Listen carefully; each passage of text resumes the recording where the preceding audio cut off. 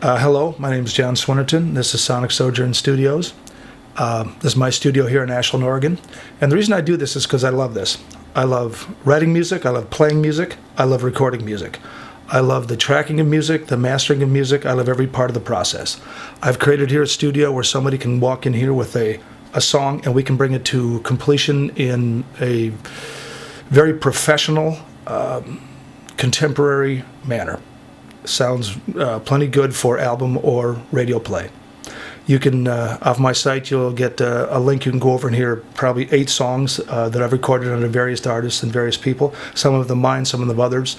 Some of it was things I played instruments on. One of them I did everything. Others I just engineered to give you a sample of what it is I can do with my studio. For those who kind of like the older sound like me, I have kept an analog board.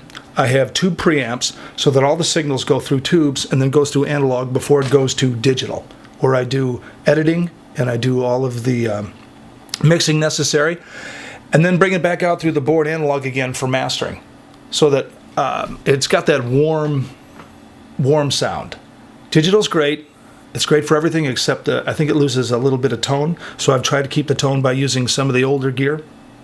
And so basically I have tubes, analog, and digital. I use about all 3 of those working synergistically to get what I consider the best sound I can. My software program is Nuendo 2. It's a German software program, and it is, in my estimation, very clean. It's very user-friendly. It's got great tone. The Nuendo 2 was one of the older packages, but as far as I can tell from all the user groups, the newer versions of Nuendo basically have more bells and whistles. They're more. It was made for soundtrack work, but they lost a little sound quality. So as far as I can tell, I have the best sound quality of all the Nuendo family. So I haven't updated it. I've left it. I can, like any other piece of musical gear, if you get the tone you want and if it works, don't change it. So I've specifically kept it semi-old-fashioned by modern standards. But I do end up with the sound and the tone that I think is most complementary to the music. I have, my main microphone is a Rode K2. I have an ISO booth behind me, which I built. The K2 has got a great, it's a tube microphone. It goes through a tube before it gets into the board. It's got that nice warm sound. The ISO booth I specifically built to match that microphone. It has sound baffles, or not baffles, but reflectors and absorptive, and what I think is the proper balance to get the optimum sound out of that microphone. The board I use, which is a Studio Masto Series 2, which is an 80s vintage British board, it has really good preamps, and so this is the reason I've kept this board. Even though it's old-fashioned,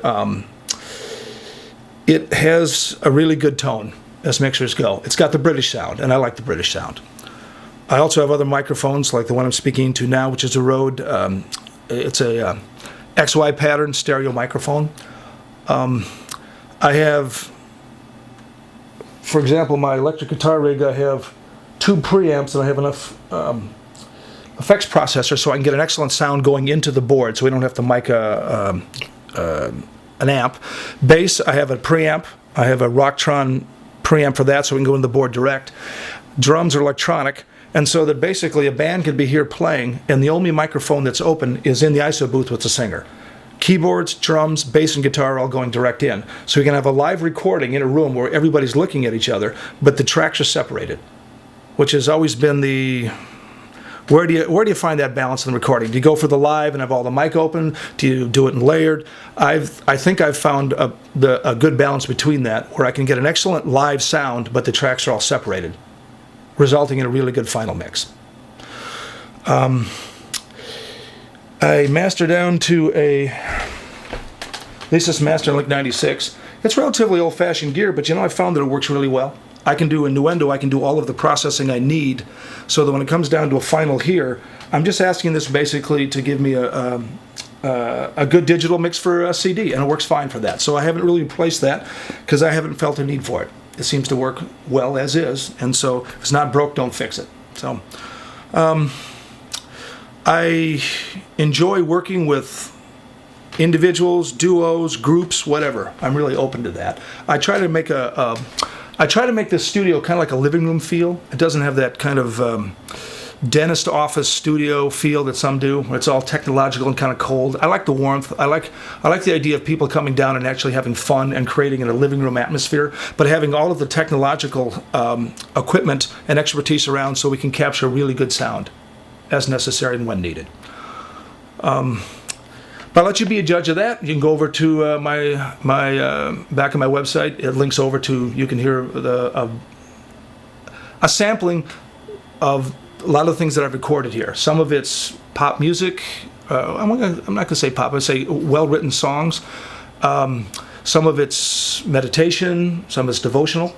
And this is kind of the world that I live in, because I also have meditations here, and I also have a device called the Light Connector over here, which is a sacred geometric device that, well, I'm going to make another video and explain that more. But anyway, that's the space that this is. On a routine basis, I'm making music, we have meditation, and I do sacred geometric work with the Light Connector. And I think I've probably spoken enough. Pretty much explains what you need. If you have any questions, go ahead and email me. I appreciate feedback on anything. Hope to see you here. Thank you very much.